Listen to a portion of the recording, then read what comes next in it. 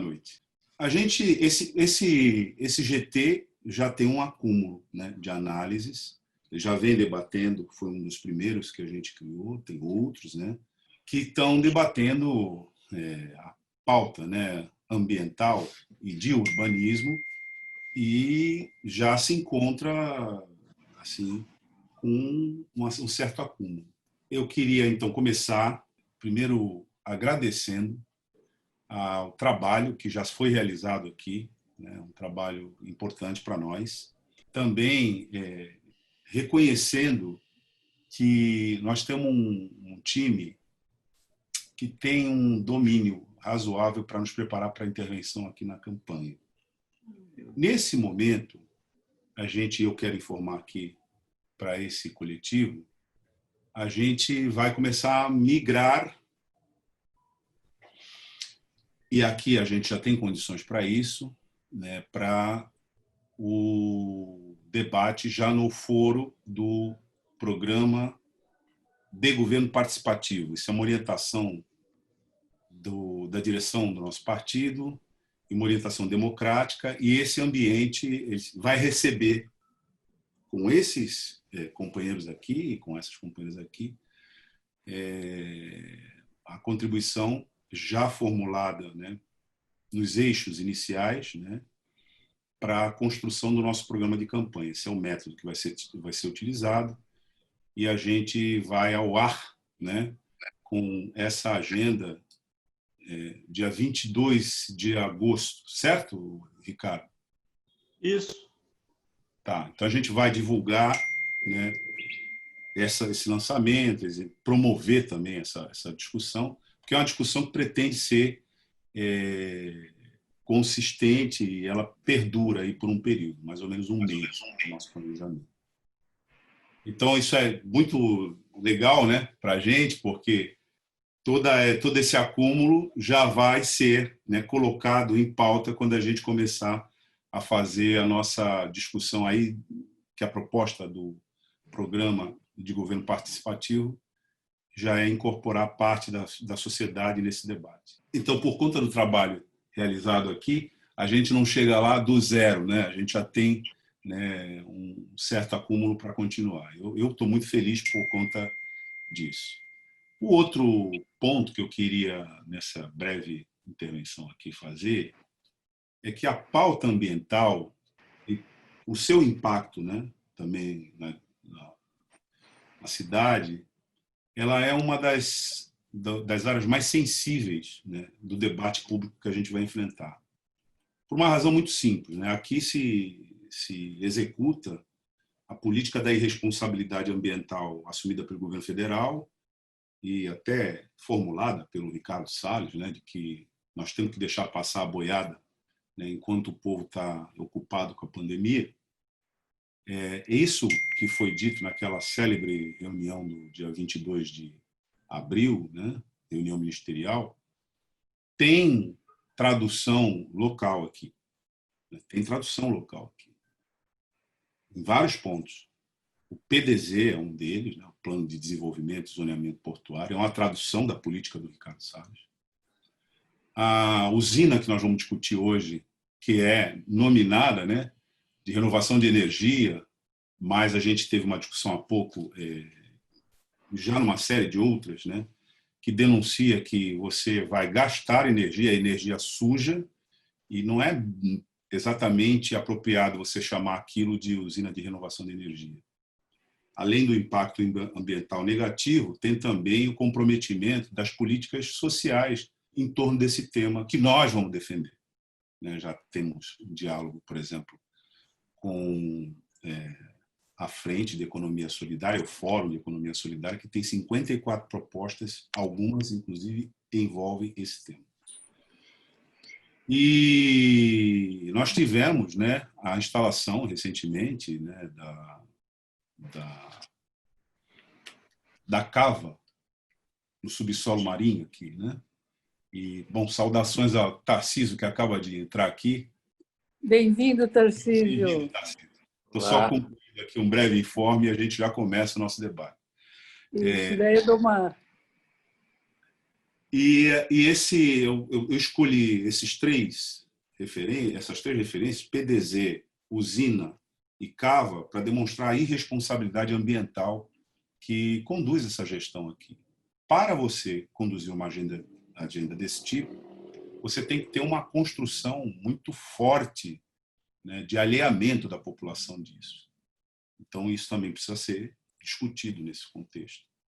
E aí é nesse foro aqui que a gente está debatendo e apurando e refinando e precisando da intervenção nossa para conversar sobre esses temas com a sociedade.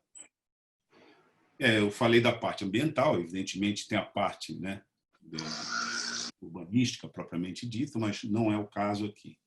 Mas essa é a razão pela qual eu pessoalmente me sinto muito feliz, né, gratificado de poder entrar já no debate do orçamento, da discussão do plano de governo participativo, com esse contexto, e ter claro, né, e esses estudos demonstram isso, a irresponsabilidade ambiental que é a política que se faz aqui, né, com um aliado fortíssimo do Ricardo Salles e dos seus preceitos aqui na cidade de Santos, com a omissão, ou muitas vezes com a cumplicidade, ou ainda, né, com a aliança efetiva da gestão municipal aqui com essas pautas que eu estou denominando licenciamentos perigosos e ampliação do passivo ambiental com a responsabilidade do poder público.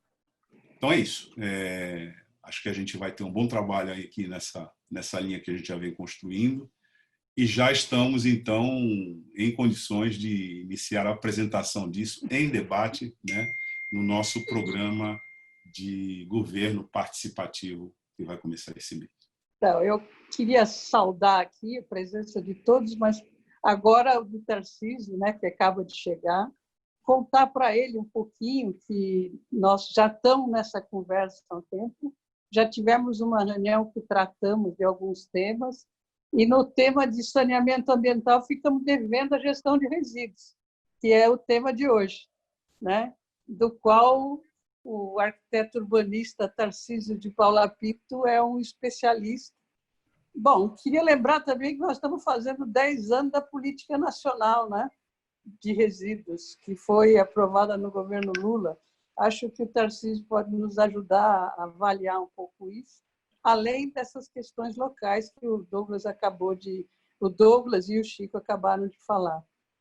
A gente faz reunião o dia inteiro, aí tem uma hora que está fazendo com Zoom, outra hora é com Meet, você não sabe mais que aplicativo você está lidando, mas vamos lá. Antes de você iniciar, eu só queria dizer que depois da sua fala, nós vamos ter 2 debatedores especiais aqui, né? O Pierdomênico, o Fábio Pierdomênico e o Marcos Bandini, que você já conhece. Ótimo, tá? Sim. E também conheço o Fábio Pierdomênico, com uma barba, então você já conhece os dois. Não tão extensa, não tão barbuda, mas conhecemos-nos bem. Então, eu preparei uns slidezinhos aqui, mas antes disso, deixa como Sânia propôs, deixa eu me apresentar rapidamente. Eu sou urbanista, estou dedicado a esse tema de resíduos já há quase 40 anos, muito tempo. Circuitei aí pelos ministérios na época dos governos, né, que evoluíram com as políticas, Ministério do Meio Ambiente, Ministério das Cidades, Caixa Econômica Federal, lidei aí com toda a gama de resíduos, foi um trabalho pelo país inteiro, aí, várias capitais, aqui na capital São Paulo, junto com o Fábio, na época que o Fábio estava como diretor da antiga Limpurb, desenvolvemos o projeto ali que acabou gerando as ATPs e os ecopontos em São Paulo, né? E agora, mais recentemente, no governo Haddad, eu coordenei o plano de gestão integrada de resíduos do município, né? Processo que foi bastante exigente. Mas vamos lá. No período aí do Ministério, também fiz uma certa coordenação dos consultores que apoiaram a primeira versão do Plano Nacional de Resíduos Sólidos, aquela que não vingou, né? Bom, são apenas um breve histórico aí. Vocês, Sânia, já começam a fazer uma apresentação dos pontos? Pode ser? Você está sem som. Sim? Posso? Pode começar, sim. Tá bom. Vamos lá.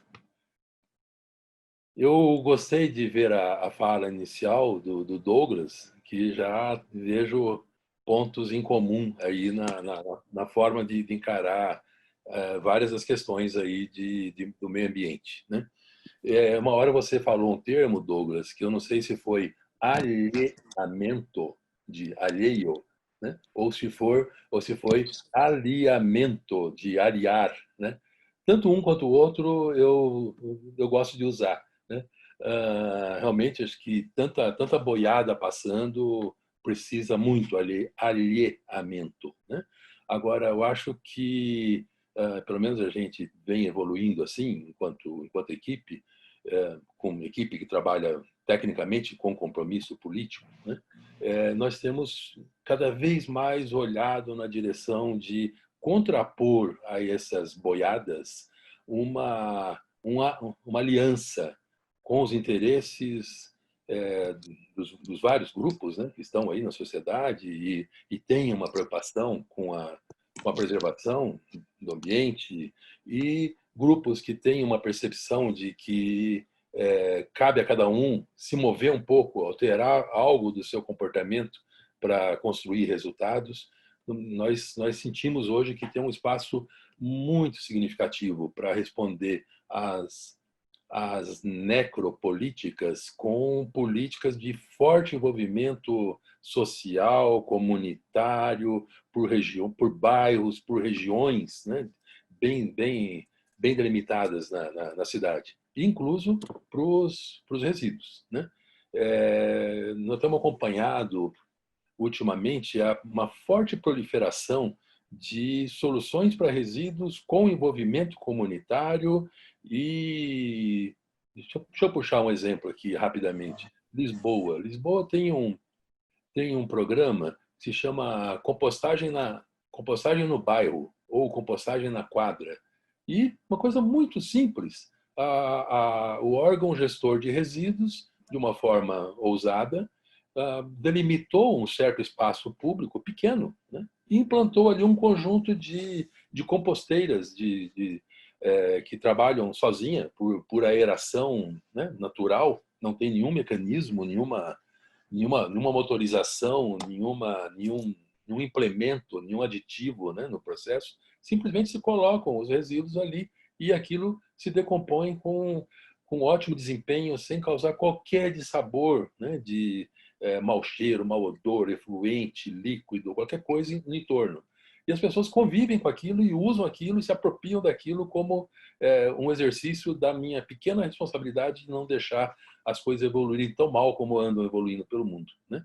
Então, esses exemplos desse tipo estão se multiplicando por aí e eu acho que eles são um contraponto muito forte, né, a movimentos como esse da incineração em Santos, né? Você poder, numa campanha de apontar toda a crítica ao envenenamento da atmosfera que se pretende convencer a população santista a assumir como vantagem para o município, contrapor a isso um convite ousado às pessoas para que adiram a processos novos em que elas consigam enxergar o seu lugar para construir um resultado efetivo, né, para mudança, para não mudança climática, para mudança de velhas soluções que só fazem jogar fora materiais.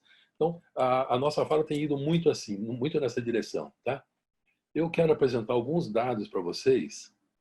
Deixa eu tentar ver se eu consigo compartilhar sem problemas a minha tela.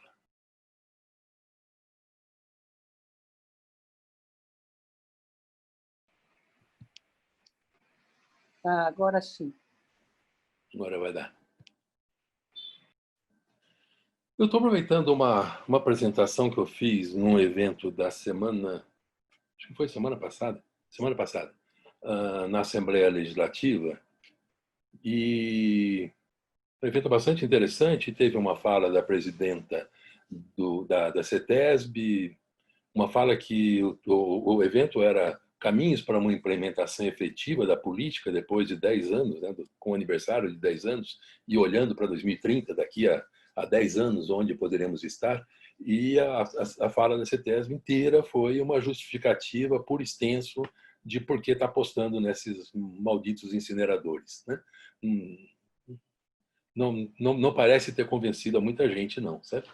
Até porque não era esse não é o público com quem ela está acostumada a lidar. Eu fiz uma fala de contraste a isso. A minha fala foi para apresentar uma outra vertente de trabalho, um outro rumo possível, não em contraposição ao incinerador em si, né? Mas naturalmente tinha que se contrapor. Então, comentando aqui alguns dados que eu colhi recentemente e acabam consolidando uma análise que a gente já pode fazer. Talvez o Bandini fique até um pouco bravo comigo pelo papel que ele teve na aprovação da Política Nacional de Resíduos, mas hoje já não está sendo tão comum. Eu tenho feito isso e outros têm feito isso, olhar para 10 anos de política nacional e ver que os resultados foram muito tímidos. Eu debito isto a erros estratégicos, inclusive nossos, no governo depois da aprovação da política em 2010. Esses números aqui são números do SNIS, mostram para 3 últimos anos de registro do SNIS, 16, 17 e 18, o avanço da coleta seletiva. No gráfico de cima, a gente tem quantidades coletadas, uma estagnação total no país, né, nas 5 regiões, 5 macro-regiões do país, e embaixo nós temos não o que é coletado, mas o que é recuperado. Então, rejeitos foram retirados aqui. Então, um número que estava em 14 quilos por habitante ano cai, depois de considerar aquilo que é recuperado de fato, cai para 7 quilos, metade, né? 7 quilos por habitante ano. O que mais assusta é que são 7 quilos em 350 gerados. Depois de 10 anos, nós temos um resultado nacional, na média nacional, de 2% de redução na massa aterrada, que significam resíduos valorizados, que significa geração de negócio, de emprego, de renda, né? Um resultado absolutamente pífio, né? Eu tenho uma visão crítica quanto ao processo que aconteceu nesse último período, e uma consideração forte de que a ênfase toda foi dada à extinção de lixões e abertura de aterros no país inteiro, né? E nas regiões que já têm aterro, como Santos, a continuidade do aterro. Em nenhum momento se colocou como a pedra de toque, o carro-chefe da efetivação da política, a valorização de resíduos, a recuperação de materiais, a recuperação de energia, a geração de economia, de processos de economia circular com os resíduos resgatados do aterramento. Em um momento isso foi o mote central. Então, não à toa nós vemos esse resultado. Ficamos, infelizmente, focados na questão dos aterros, praticamente colocando-nos todos num rumo de tornar efetivos os negócios de grandes empresas, avançando cada vez mais pelo território nacional com seus empreendimentos de alta lucratividade e um papel significativo, inclusive, na relação, né, na relação com alguns setores políticos bancando aí campanhas, né? E, do outro lado, né, aquilo que é o cerne da política nacional, que é o que lastreia todo o sucesso dos países europeus, por exemplo, na implantação de políticas para resíduos que são consistentes, estão sendo duradouras, estão se aprofundando, que é a intensa recuperação de materiais e a economia circular se efetivar de fato, isso tudo nós, no Brasil, não colocamos como preocupação, não foi colocado como preocupação central, né? Então, há que fazer uma crítica a isso. Deixa eu ver, estou tendo problema de mudar slide aqui. Já deu. Bom, então essa situação pelo país aí, né, de uma briga para transformar lixões em aterros, um cenário que não vem se modificando de forma significativa, mudanças ínfimas, né? E no caso de São Paulo, que já é um estado né, com soluções diferenciadas, eu não posso dizer que são soluções mais adequadas e nem soluções mais avançadas, né? O que nós temos é, no Estado, um cenário de vários e vários aterros, dando sustentação a essa lógica de gestão nos municípios, mas nós chegamos aqui a uma situação no Estado que é, você olha para um outro estado qualquer, um estado da região norte do país, está lá todos os municípios cheios de lixões, poucos aterros. Tem alguns impactos nisso? Tem, certamente. O lixão tem que ser abolido? Tem que ser abolido. Agora, o Estado de São Paulo chegou aqui outro extremo, a colocar aterros pelo Estado inteiro. Nós estamos gerando hoje, quem é da área técnica sabe disso, nós estamos constituindo enormes bombas geradoras de gases de efeito estufa. A emissão de gás de efeito estufa na área, no tema resíduos, ela acontece fundamentalmente dentro do aterro. Então, São Paulo deixa de ter os lixões, né, em alguns anos, em várias dezenas de anos de história, coloca tudo isso em aterro, é o maior emissor de gás de efeito estufa no país, com certeza, né, um volume muito intenso. Nós trocamos uma solução que é feia, o lixão, por uma solução de alto impacto na questão da mudança climática, né? Esse mapa que nós estamos vendo aqui é um ótimo mapa feito por um técnico que mexe com georreprocessamento de dados. Ele mostra os deslocamentos, todas essas setazinhas aí acontecendo pelo Estado, os deslocamentos de resíduos de cidades paulistas para alguns grandes aterros. Então, eu não sei se vocês vão ver o cursor, mas facilmente vocês reconhecem o aterro de Caieiras, recebendo muito resíduo, é o maior do Estado, muitos municípios aportando material a esse aterro. O aterro de Paulínia é o que tem mais municípios vinculados a eles, né? E nós temos situações aqui que são dramáticas. Primeiro, grandes bombas geradoras de gás de efeito estufa, de um lado. Segundo, grandes trajetos, intensos trajetos, a espessura da seta está indicando isso, grandes trajetos, e aqui na Baixada Santista tem várias situações também complicadíssimas, né, de resíduo que sobe a serra, né? Então, grandes trajetos e intensos, né, até pela espessura da seta, de resíduos passeando, fazendo turismo e gerando gás durante o transporte. Tem situação aqui, município que sai lá do oeste do estado, anda 300 quilômetros até Catanduva. Todo dia, toda tonelada anda 300 quilômetros até Catanduva. Outro, Casa Branca, sai daqui, vai até Uberaba, 300 quilômetros de trajeto. Na média do estado, 45 quilômetros. O Ministério das Cidades, antigo Ministério das Cidades, coloca que o custo desse transporte é na ordem de R$ 1,50 por tonelada por quilômetro. Então, nós estamos vendo aqui, nesse caso aqui dos 300 quilômetros, com esse número do Ministério das Cidades, está significando R$ 450 por tonelada para transportar. É um número tão elevado que dá para sentir que esse 1,50 é um pouco exagerado.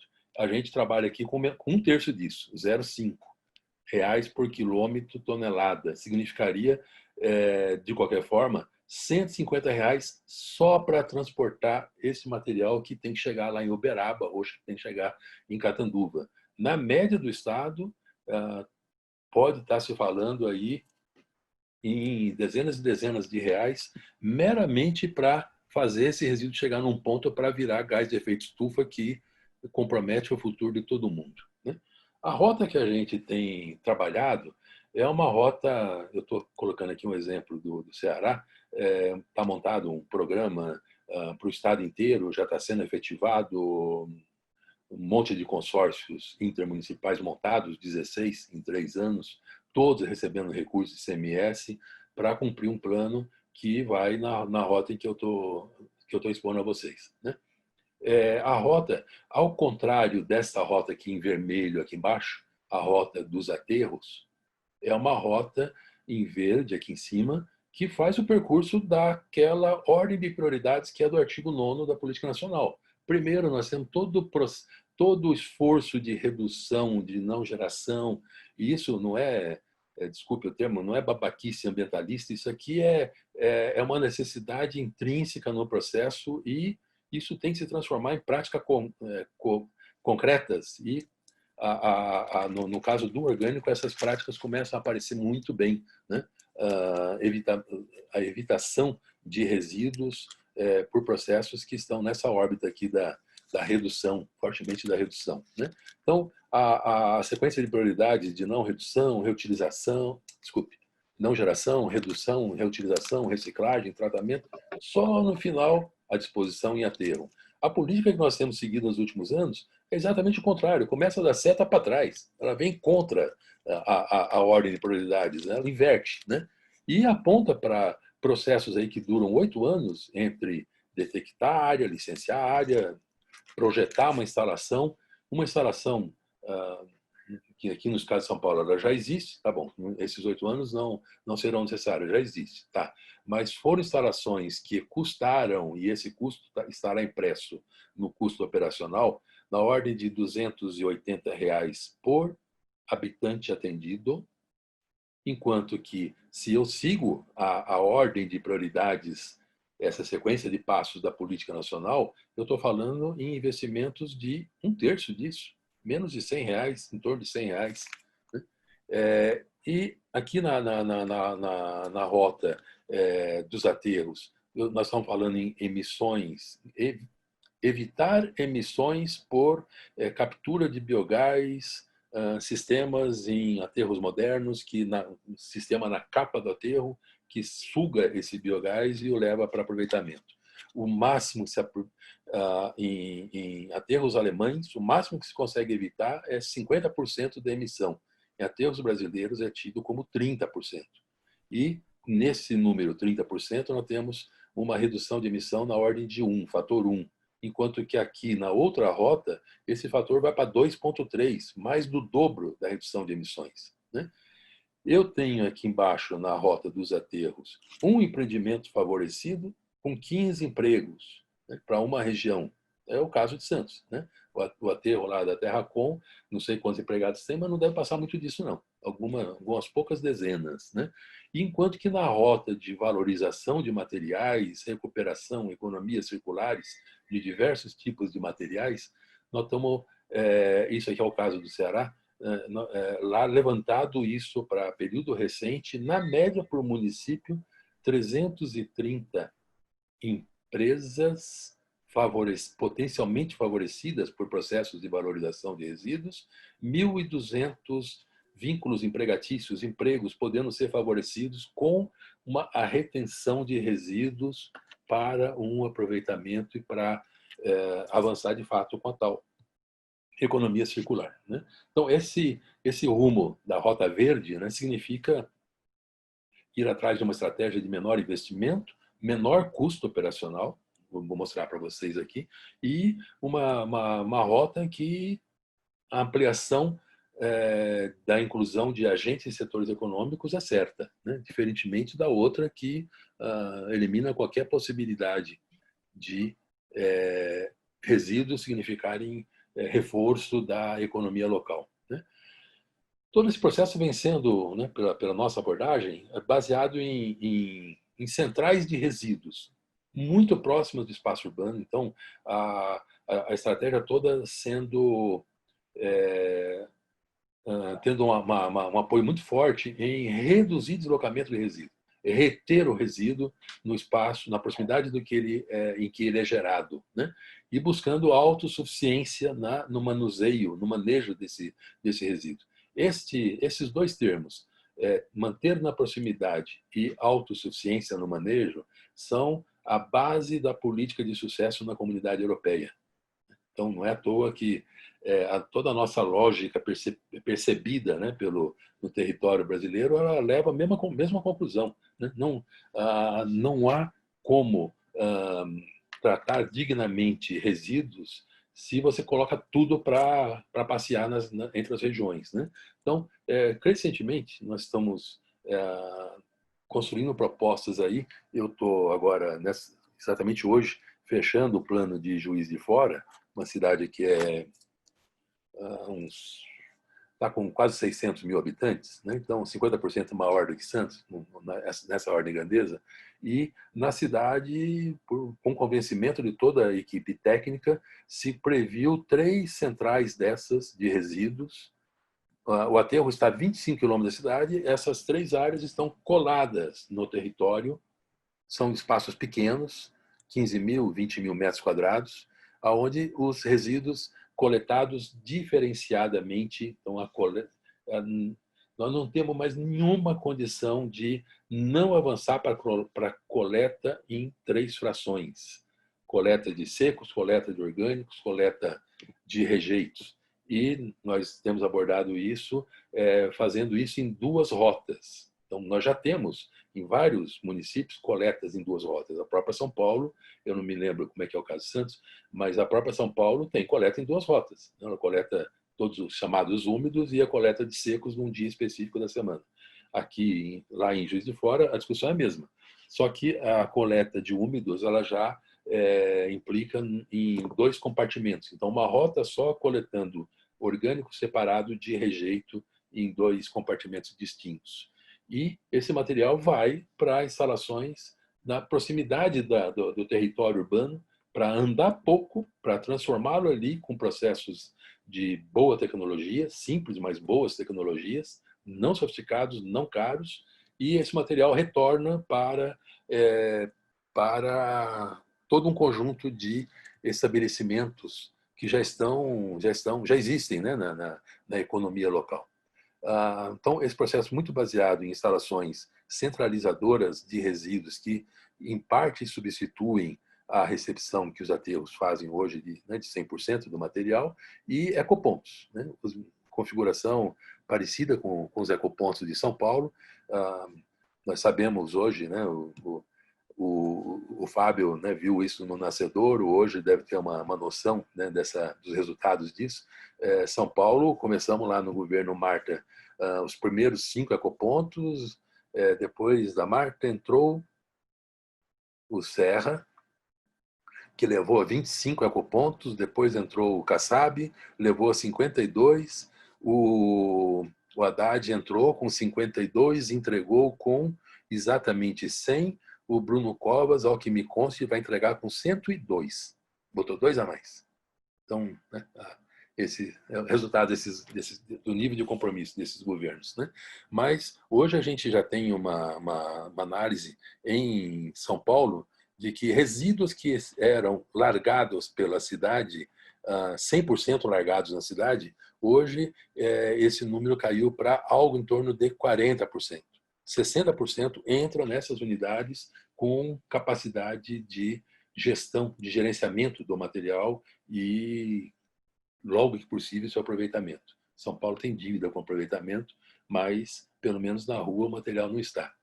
Essas instalações, e eu vejo isso como um cenário que pode ser aplicado ao caso de Santos, né?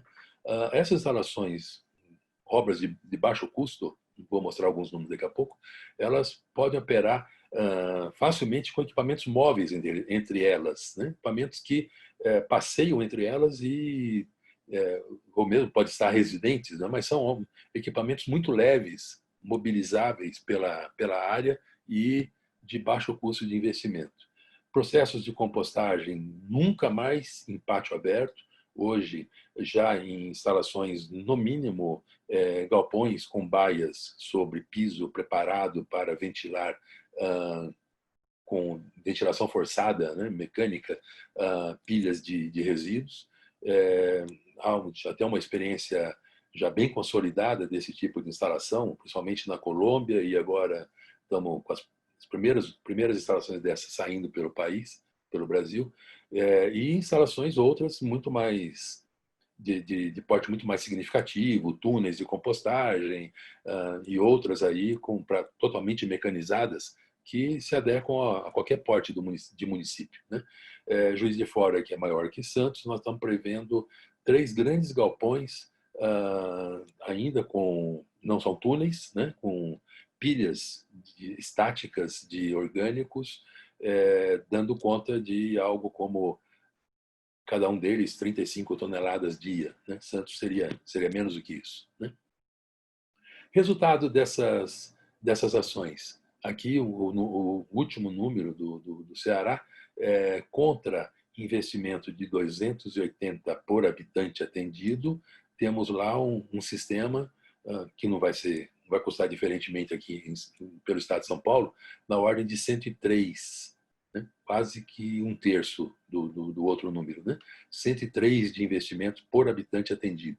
Enquanto o custo operacional lá pelo Ceará está na ordem de 80 a tonelada para transbordo e aterro, para colocar esse material, para virar lá a bombinha de geração de gás de efeito estufa, a outra operação de colocação desse material em economias circulares, menos de R$ 32. Então, vantagens significativas, além de toda essa resultante, né, de criar oportunidades para setores econômicos, setores sociais poderem, dessa atividade econômica, construírem realidades mais dignas, mais estáveis, né? Isso aqui são 2 gráficos preparados para... Isso aqui foi para Juiz de Fora, cidade que tem um aterro já com 10 anos, bem operado, e a bombinha de geração de gás estufa particular deles, né? A curva o aterro começou em 2010, está com 10 anos, 2020. A curva de geração de gás de efeito estufa do aterro, né, é uma crescendo. Se você parar aqui nesse ano de colocar resíduo no aterro, ele vai continuar crescendo porque o material está se transformando lá dentro. Ele só vai decair mais à frente, né? Esse é o processo, né? Enquanto se aportar resíduo orgânico, significa todo o resíduo orgânico domiciliar, mais todas as podas, capina, roçada, madeiras em geral, todo esse tipo de material, incluso papelão, todo esse tipo de material dentro do aterro é pecado contra equilíbrio ambiental, equilíbrio climático, né? E contrastando com esse gráfico feito com o aplicativo do IPCC, contrastando com ele um gráfico que está trazendo para o cálculo, a partir de 2020, uma inversão de rota, deixando de aportar material em aterro e colocando em economias circulares. A gente vê aqui a resultante da ferramenta de cálculo do IPCC, o que está significando em redução de emissões. Então, eu acho hoje que qualquer gestor não pode escapar de dar resposta a essa questão, né?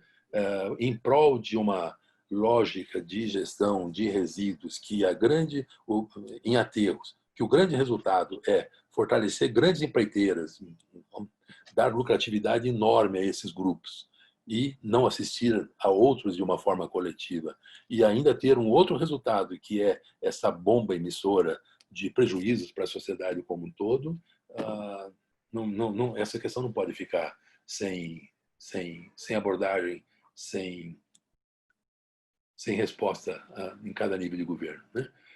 Já apresentando uns últimos dados aqui, na semana passada, nessa discussão lá na Alesp, eu trouxe esses dados para todo o estado de São Paulo, cadeias produtivas que podem ser favorecidas, então estabelecimentos já existentes no estado, né?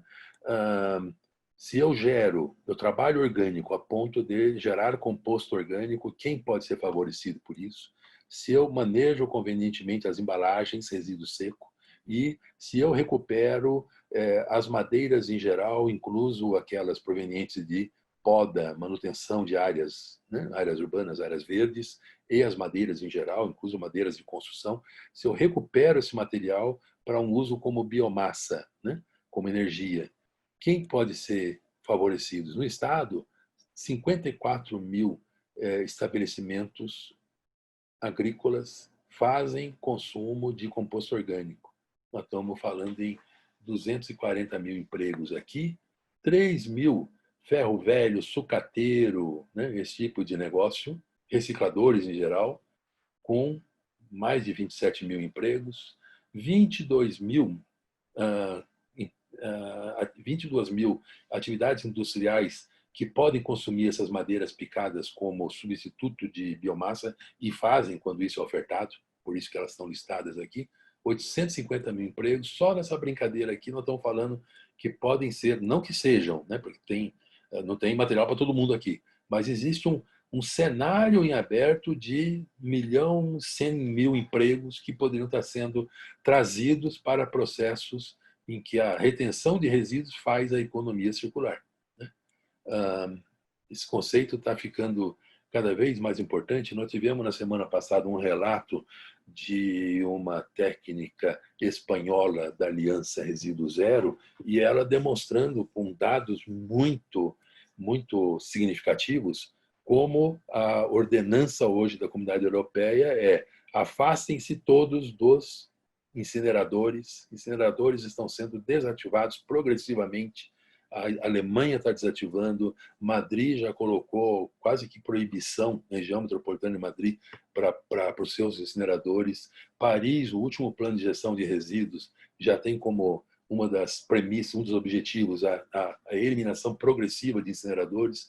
Então, toda uma lógica aí que está sendo substituída pela lógica da economia circular. Intensa reciclagem dos recursos todos, orgânico proibido de entrar em aterro, já é proibição isso, e então há um público aí em termos de estabelecimentos, empresas, e aqui entre os estabelecimentos que mexem com embalagem, a gente está considerando também as cooperativas, tá? Todo um público aí que pode ser favorecido, né? Trazendo esses números para Santos, eu consegui só, um pouco tempo que eu tive, só levantar esses números aqui quanto a embalagens. Existem 8 estabelecimentos formais em Santos, entre sucateiros, ferro-velhos, etc. Esse número aqui é bastante superior, dado que essa atividade ela é de características de muita informalidade.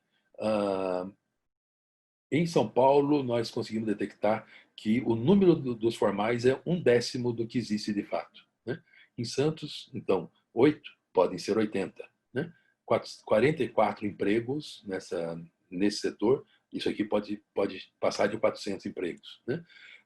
Empresas que podem consumir biomassa, madeiras em geral, que são uma componente significativa do resíduo urbano.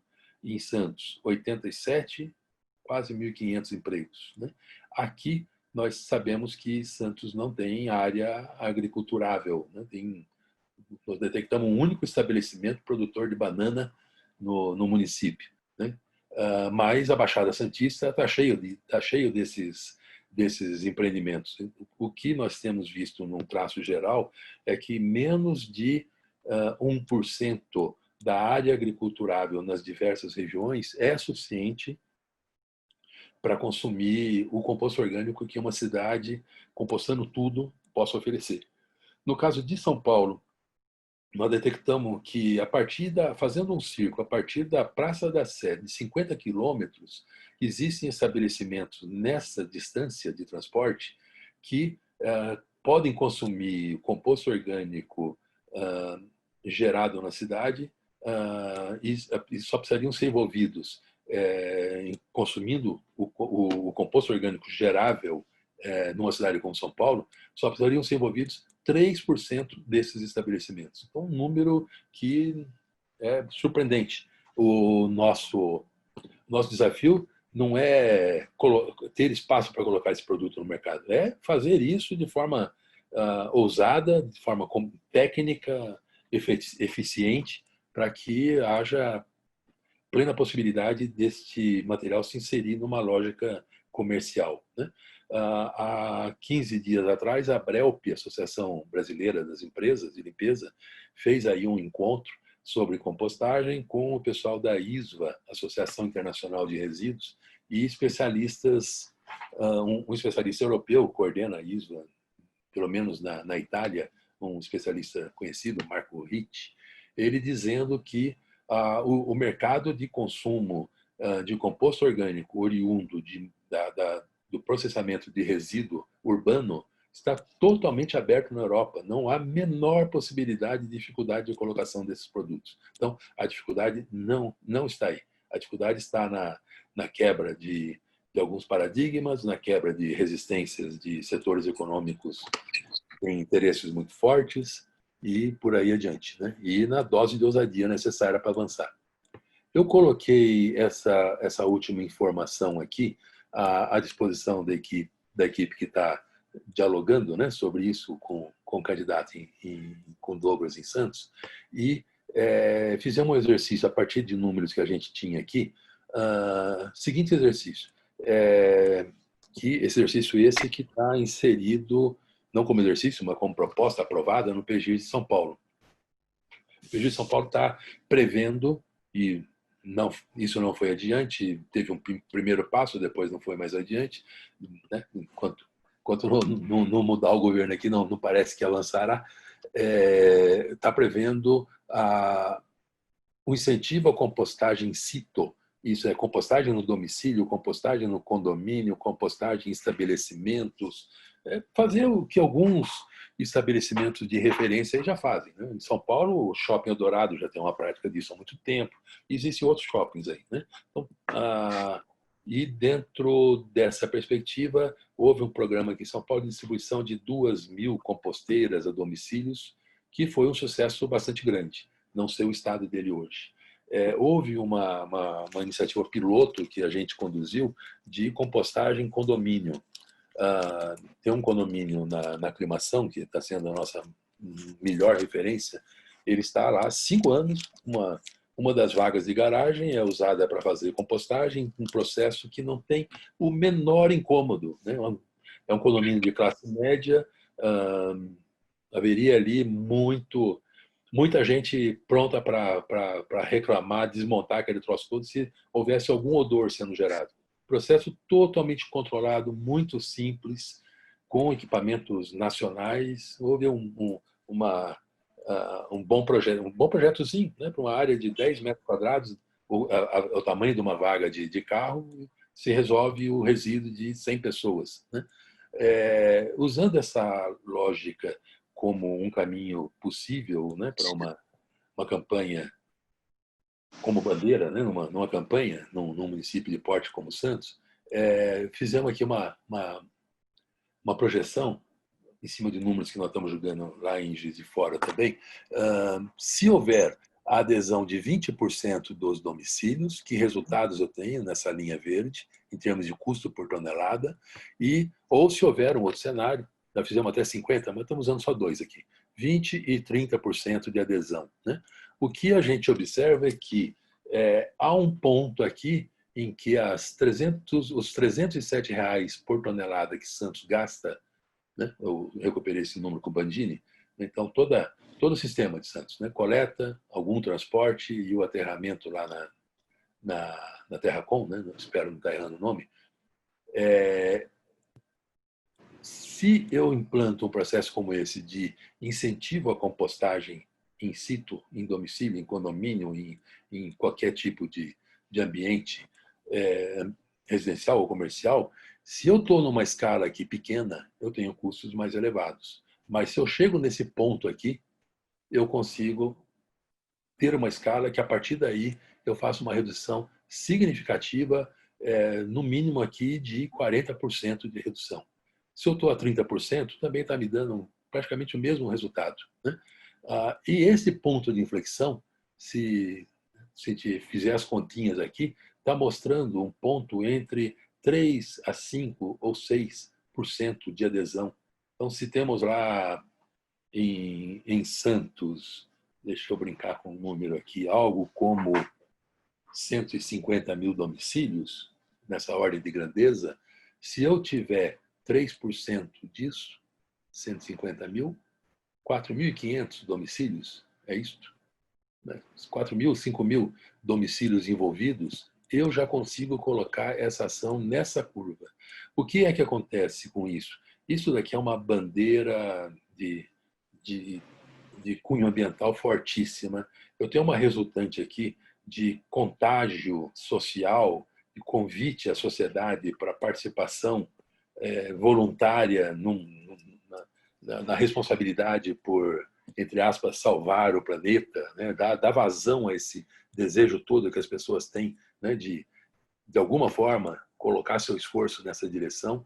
E eu tenho uma outra resultante que é todo orgânico que eu tiro, eu deixo um seco limpo. Né? Então, isso aqui alavanca o outro tipo de manejo diferenciado. Né? Certamente, isso aqui significa um passo crucial, que é mudar o tipo de coleta que se faz no município. Bom, já fechando, pessoal, só para fazer uma síntese aqui do que eu andei dizendo,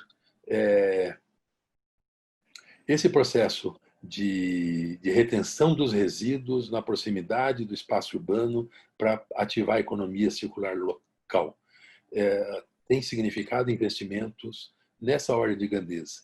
3% do orçamento anual, muito baixo. Né? Investimento que está aí em 4 ou 5 anos, não, me desculpem, investimento que vai ser rateado, 3% que vai ser rateado em 4 a 5 anos. Pode significar 0,7%, 0,6% do orçamento anual. Muito pequeno. Né? E lá, aqui no último ponto, eu quero falar sobre uma possível fonte de receitas. Tá? Bom, então, discorrendo sobre isso, são investimentos pequenos para tecnologias eficientes, experimentadas e simples, baratas. Segundo, tratamento de orgânicos nessa forma, convidando a população a aderir a um esforço que não é só da gestão, da administração,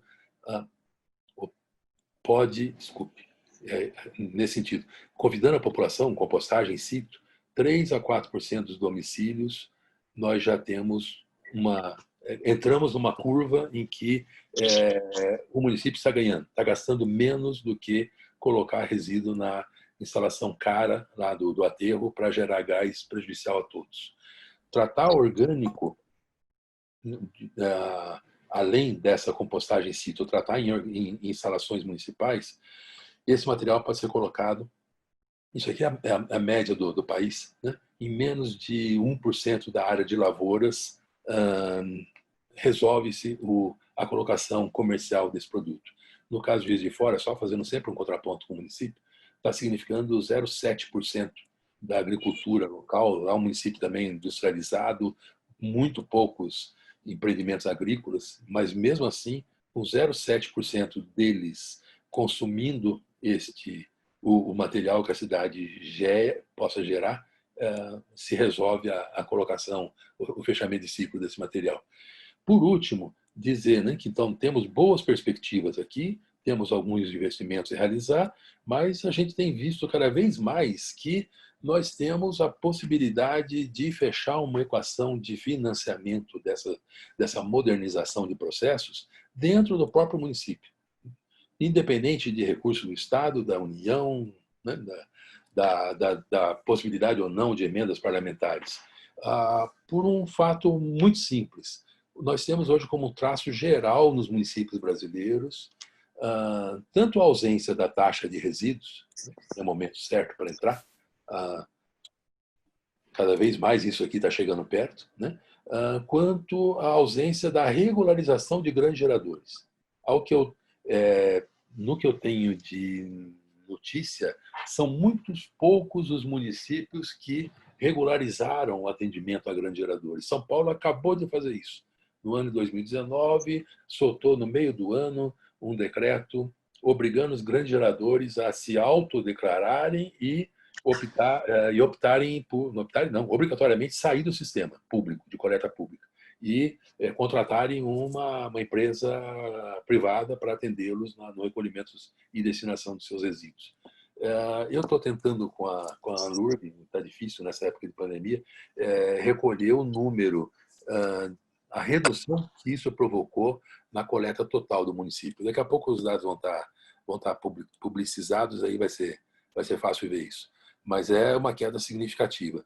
Nós temos feito uma avaliação dessa questão por municípios e estamos chegando a números nessa ordem de grandeza. Municípios de menor porte, os negócios que existem, os estabelecimentos que existem pela cidade são responsáveis pela geração de algo como 25% do total da conta municipal socializada para colocar esse resíduo em algum lugar, né? Municípios de maior porte, na ordem de 40%.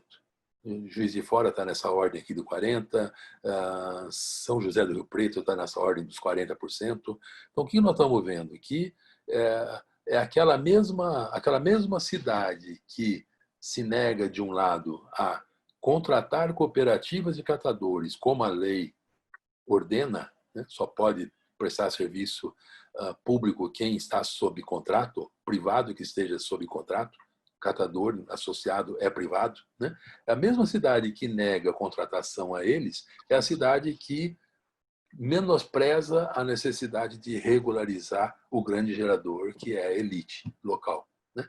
Então, esse movimento que São Paulo fez de buscar uma adequação pela redução do custeio é uma das formas, né? A outra forma é regularizar e cobrar o preço público, trazer essa receita nova para um serviço que já é prestado, né?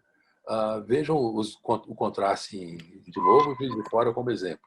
Tem lá 140 grandes geradores atendidos a preço público no município, e a estimativa que fizemos para a cidade a partir de dados desse período aqui, antes da onda de falências que nós teremos pela frente, aí, é da existência de 800 a 900 estabelecimentos do mesmo porte que não pagam nada a ninguém. E o seu resíduo é recolhido. O custo ocorre para o município e é socializado, né? Então, nós temos aqui, com o cumprimento, isso aqui é artigo 27 da Lei Nacional de Resíduos. Com o cumprimento desse artigo 27 ou afastar essa conta ou trazer essa conta para o preço público, nós temos aqui recurso possível para cobrir com folga esse investimento. De novo, Juiz de Fora, este recurso aqui está sendo, ano a ano, o dobro do necessário para financiar a modernização do sistema na cidade. Então, a conta fechou, não vai precisar de ninguém. Dá para avançar. Na semana passada eu usei essas frasezinhas aqui, que a situação está ficando... Imagino que a gente está... É um pouco desconfortável, né, para a gente fazer esse tipo de fala, para todos nós, mas já não dá mais para a gente evitar, né? O nível de mudanças climáticas e os desequilíbrios, né?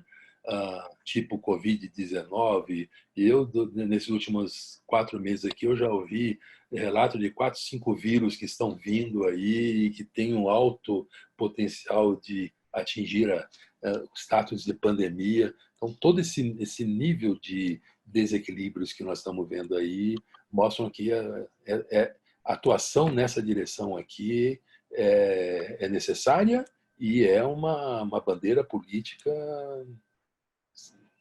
que eu acho bastante... Beleza. Bastante convidativa. Isso mesmo. Olha, a gente te agradece muito. Eu queria passar... Muito bom, muito bom. Você já acabou? Mas eu queria passar a palavra para os 2 debatedores antes. Sânia, só um minutinho. Ficar na prosa. Diga, pode falar. Eu queria agradecer, né, a apresentação feita pelo Tarcísio. Muito obrigado, viu, Tarcísio? As suas advertências finais, né, tem que se levar em consideração para os que estão administrando e para os que pretendem administrar, tá? Eu já entendo que elas têm que ser incorporadas, inclusive para a locução nossa. E eu pedi a palavra para a Sânia, porque a gente já tinha mesmo um compromisso antes agendado, né, Sânia? E a gente avisou antes da realização. Então, assistir. Não consegui deixar aqui de assistir a sua apresentação. Te agradeço bom, desejo um bom debate aqui para o nosso grupo de trabalho. Valeu. Um abraço. Nós Tchau. aqui agradecemos a sua participação também, Douglas. Bom, eu não sei agora. Bom, vamos passar para o Fábio para comentar e depois para o Bandini. Vou pedir para os dois serem rápidos para a gente poder depois ter mais gente falando, tá? Tudo bem, Tarcísio, para você? Eles vão debater aí a sua fala. Bom, Fábio? Tarcísio, nossa relação já alcançou a maioridade, 18 anos, que a gente se conhece, e é sempre bom tê-lo em qualquer banca para debater assuntos tão importantes. Isso me lembra, e eu vou tentar ser rápido, que num tempo de pandemia, me lembra uma lenda urbana que quando estava construindo Brasília, naquela época não tinha GPS, não tinha tecnologia, os engenheiros contrataram vários índios para poder conseguir chegar nos locais. E um belo dia, os engenheiros chegaram, encontraram os índios, caminharam, estavam todos embaixo de uma árvore e perguntaram para os índios o que aconteceu. Os índios falaram assim: índio trabalhou, agora é a hora de sentar e esperar a alma alcançar o corpo, que já não estão mais juntas. Então, acho que esse tempo de pré-campanha, esse tempo de pandemia, é hora da gente esperar a alma chegar mesmo. É hora da gente pensar na vida, pensar no mundo, pensar na sociedade. Eu tenho que fazer uma contextualização. Desde a década de 70, os municípios terceirizaram o setor de resíduos, passaram para as empresas, aquilo que era feito diretamente. E hoje nós temos um cenário no Brasil de 440 operadores, 440 empresas operando no Brasil inteiro. Algo em torno de 350 mil trabalhadores direto, com perto de 200 mil toneladas dia. O cenário que nós encontramos em São Paulo, né, Tarcísio, não foi muito diferente. Mas eu acho que tem algumas lógicas que nós colocamos em São Paulo que servem para qualquer cidade e para repensar aqui em Santos, principalmente. Primeiro, tinha uma lógica maldita na cidade, que era pagar os serviços por tonelada. Quando você paga o serviço por tonelada, você tem o prestador de serviço como um grande adversário de qualquer política de redução. Porque como você paga por tonelada, o teu prestador de serviço ele quer mais lixo porque quanto mais lixo, mais ele recebe, quanto tua política é de gerar menos lixo. Então, a primeira lógica, em 2001, quando a gente começou a estudar os resíduos na cidade de São Paulo, era abandonar essa lógica de ter o pagamento por tonelada, que criava um grande adversário político e econômico na cidade, que era seu próprio prestador de serviço. A segunda lógica era ter uma taxa que refletisse diretamente com a proporção da geração do resíduo por pessoa. Abandonar de vez a lógica do poluidor-pagador. Porque o poluidor-pagador é uma lógica perversa para qualquer cidade, para qualquer política. Porque ela, primeiro, não é generosa. Primeiro, ela condena. E dá a impressão que você tem um green card que, ao pagar, te dá o direito de poluir. E essa é a lógica da política nacional de meio ambiente lá de trás, que é do poluidor-pagador, e essa é a lógica que foi construída as taxas de resíduos, as taxas de lixo ao longo dos anos. A de que o teu gerador é um poluidor-pagador. Então, criar uma taxa que envolvesse a sociedade, não mais como poluidor-pagador, envolvesse a sociedade como um gestor dos próprios resíduos. A terceira lógica era disciplinar, viu aí, Tarcísio, é preciso fazer uma correção, que o grande gerador em São Paulo foi instituído pelo Jânio, e em 2002 a gente mandou para a Câmara uma lei que regrava de vez o grande gerador, que era aquele gerador comercial ou de serviço, né, privado, que gerasse acima de 200 litros por dia, ele buscava o seu contrato privado. Ou seja, a partir de 200 litros por dia, ele buscava lá um contrato, ele pagava diretamente e desonerava o município dessa coleta. E aí, de 2002 até 2019, foram construídos vários problemas em cima do grande gerador. O primeiro dele é que é difícil pra caramba de fiscalizar, né? Porque quando você põe um resíduo na calçada, ela não tem RG, ela não tem CNPJ. Ela passa a ser difuso, você não sabe de quem é. Então, mas mesmo assim, a cidade de São Paulo, principalmente a partir de 2002, quando orientou através de regra legal o grande gerador, passou a ter esse cara como um importante desonerador da coleta. Mas, ao mesmo tempo, como você não pagava mais por tonelada, Tarcísio, de 2002, principalmente de 2004, que entrou a concessão de São Paulo, até 2019, você tinha um limbo. Primeiro que assim, o setor privado totalmente desorganizado, de coleta do grande gerador.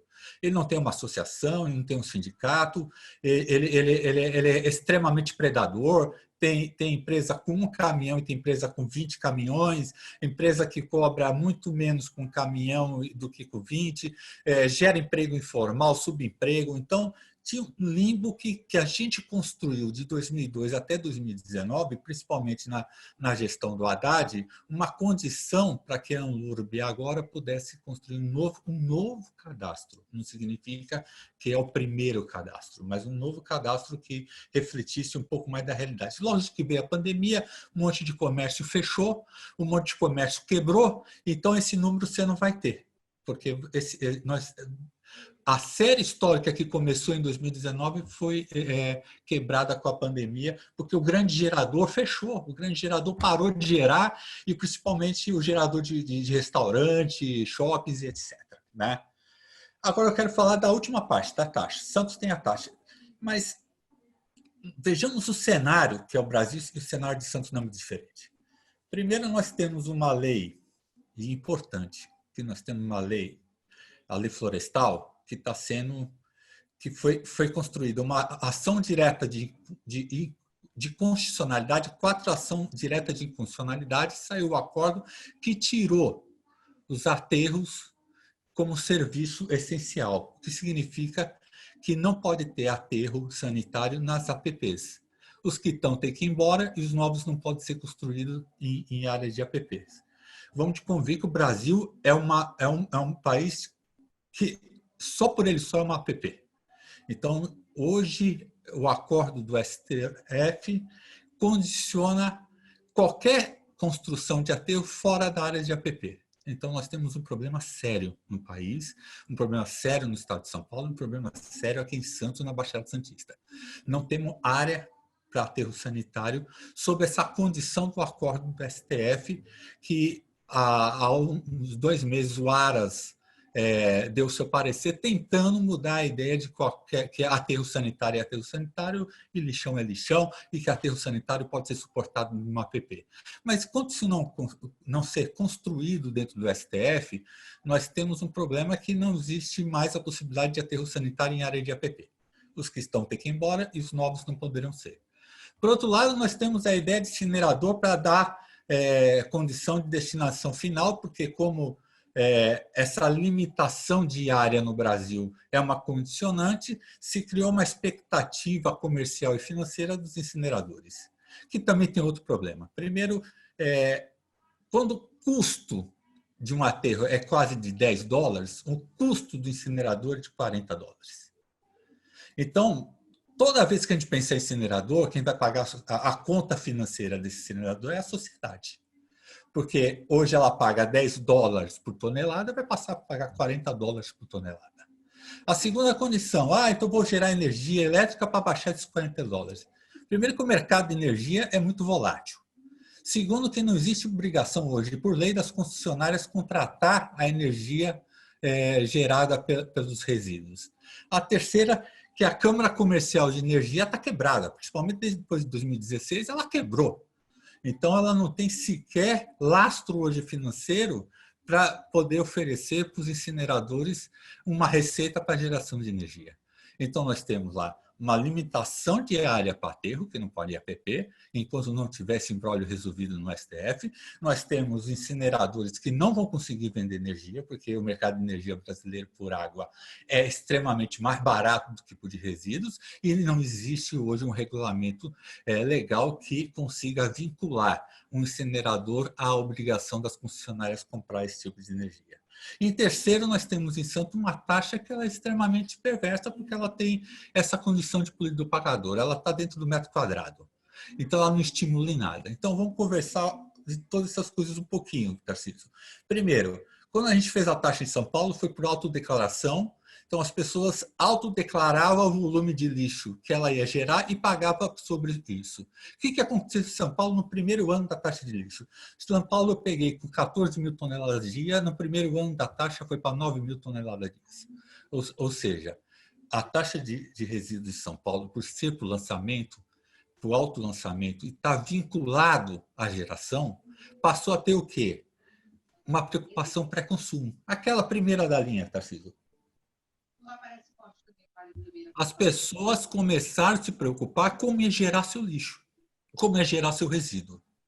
Porque se ele gerasse mais, ele ia ter que pagar mais. Se ele gerasse menos, ele tinha que pagar menos. E não só foi isso, nós implementamos um fator K.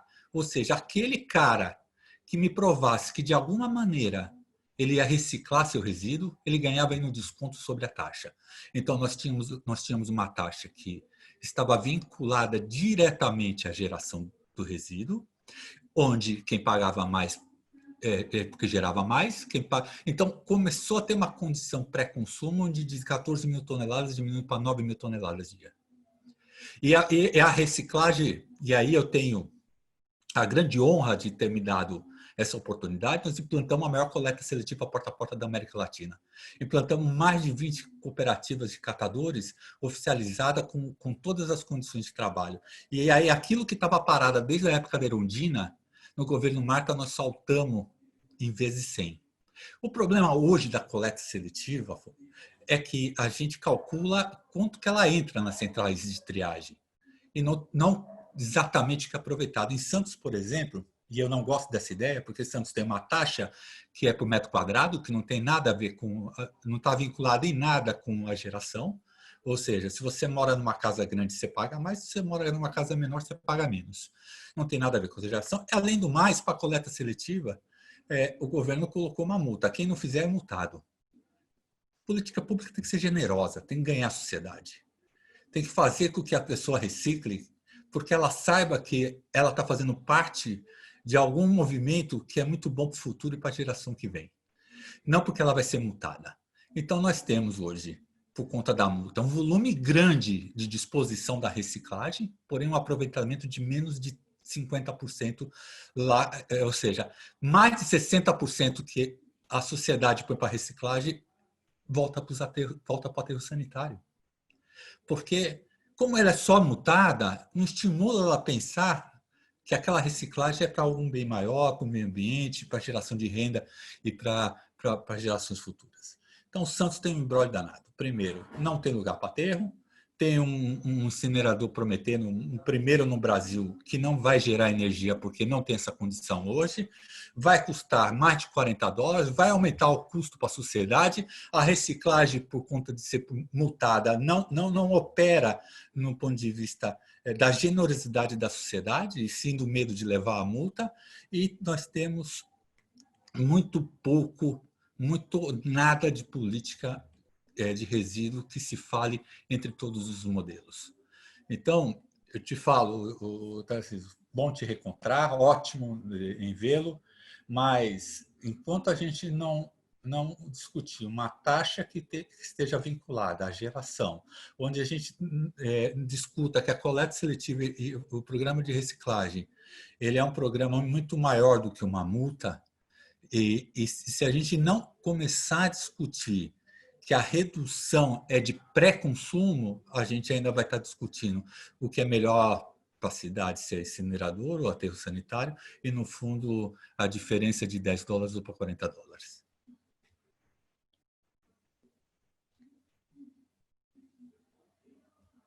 Muito bem. Posso falar agora? Todo mundo me ouvindo? Claramente. Ok. Bom, primeiramente, é uma Eu satisfação... estava sem som, eu estava falando aqui sem som. Pode falar, Vanilla. É uma satisfação enorme rever o Tarcísio nessas condições, agradecer muitíssimo, mais uma vez, a sua disponibilidade para nos apoiar nessa empreitada, agradecer a todos que estão acompanhando essa reunião nossa virtual nesses tempos e tentando me ater aqui ao objetivo, mas principalmente também ao tempo, entendendo que a gente não vai esgotar absolutamente esse assunto, complementar algumas coisas entre o que o Tarcísio e agora o Fábio colocaram em relação à nossa condição geral, falar um pouquinho da condição geral e destacar com algumas questões específicas aqui da cidade. Do ponto de vista das condições gerais, o meu enfoque aqui seria a vinculação com o gerenciamento metropolitano, o gerenciamento regional. Nós vivemos numa cidade conurbada, numa região metropolitana. E essa região metropolitana é incrivelmente mal gerida. Os serviços todos de saneamento, a gente tem bons prestadores, podemos até dizer a Sabesp é uma boa prestadora, mas não necessariamente nós temos um bom planejamento e um trabalho articulado do âmbito metropolitano. Esse exemplo desse empreendimento que está agora sendo analisado para ser implantado é o exemplo disso. É uma usina dita de recuperação de energia que foi feito um estudo por uma empresa privada e para ser instalado a menos de 1 quilômetro da futura grande ampliação aí do local de abastecimento de água para a nossa região, particularmente para o município de Guarujá, mas é no município de Santos que se dará essa instalação. Então, as soluções de destinação final, as soluções de resíduos, elas são complexas. O Tarcísio colocou o problema desse deslocamento, que nós vamos ter que trabalhar, e na nossa região nós já vivemos isso, não temos nenhum enfrentamento, e isso o Tarcísio poderia comentar. O tempo pequeno que eu trabalhei no assunto resíduos, com um pouco de conhecimento do que tentávamos fazer e de realidades regionais e estaduais, o Estado de São Paulo era um Estado que relutava em implementar estratégias regionais. Então, eu pediria para o Tarcísio comentar essa questão, até porque ele trouxe rapidamente essa questão do Estado do Ceará. Aqui nós temos uma empresa que é a CETESB, que é muito boa para fiscalizar e, eventualmente, licenciar um empreendimento. Mas, para auxiliar o governo do Estado de São Paulo, para auxiliar as suas regiões administrativas, ele peca enormemente. E outros estados avançaram muito nesse aspecto. Se o Tarcísio puder comentar essa questão, eu agradeceria. Como poderíamos, por sermos uma região metropolitana, não apenas pensarmos em Santos, mas pensarmos em Santos como principal gerador, como cidade polo, como a cidade que tem o local hoje de destinação, mas como resolver esse assunto de uma forma regional e metropolitana. Bom, e queria comentar, dentre várias outras questões, o Tarcísio destacou a questão de mudanças climáticas. Então, em Santos, nós temos um plano municipal de mudanças climáticas, que é pioneiro, junto com poucos municípios, tivemos essa situação já colocada como uma bandeira com uma política pública. O Carriço, que é um companheiro arquiteto como você, urbanista como você, Tarcísio, que está aqui no grupo, acompanhava a época do plano diretor em 2013, quando nós já estávamos discutindo essa questão de mudanças climáticas e já ficou consagrado a importância de tratar o assunto no trabalho urbano, urbanístico e regional em Santos. Bom, isso evoluiu. Em 2016 tivemos um plano, mas esse plano, e é isso que eu queria colocar, esse plano de mudanças climáticas não é seguido na fase de implementação em relação, por exemplo, às suas recomendações para buscar a redução de emissões de gases de efeito estufa. Se ele fosse considerado, isso minimamente teria que ser traçado nesse empreendimento. Então, Tarcísio, eu pediria, se possível, você comentar essa questão. Um empreendimento como esse e outras tecnologias, como a que você expôs, que implica em uma coleta tripartite, em reduzir a geração, em trabalhar com orgânico, permitiria reduzir as emissões em que percentual dos gases de efeito estufa? Então, essa é uma questão. E, para encerrar, dentre tantas outras, existem vários planos. Eu falei de o plano de mudanças climáticas, que não é, portanto, observado. Mas também há um plano municipal de saneamento de 2011 que prevê que o município de Santos atue para equacionar um grave problema na área de gestão. E aí eu encerro a minha fala. Isso não foi resolvido. O problema de gestão, mesmo apontado no seu plano municipal de saneamento, não só para o componente resíduos, mas particularmente para o componente resíduos, não foi absolutamente enfrentado. E a situação é hoje. Não existe um setor da administração, veja só, Tarcísio, não há um setor específico da administração para planejar, para conceber estratégias. Então, desde a desativação, quando o governo Davi Capistrano, o governo do PT, se encerrou em 96, a partir de 97 houve o afastamento da empresa Prodesan dessas ações de planejamento e gestão. Ela também operava, mas ela fazia esse trabalho. Esse trabalho foi desmontado e a prefeitura municipal não tem um setor responsável até hoje. Não tem um setor para o saneamento e não tem um setor para resíduos. Tem um técnico que acompanha, mas a empresa pinta e borda. Então, é necessário, para implementarmos estratégias como a que você está propondo, retomarmos, recuperarmos de uma forma bastante sólida e com muita com um trabalho de planejamento, porque hoje a empresa Prodesan é praticamente uma empresa falida, está entre ser fechada ou não. Nós temos que reorganizar internamente a administração.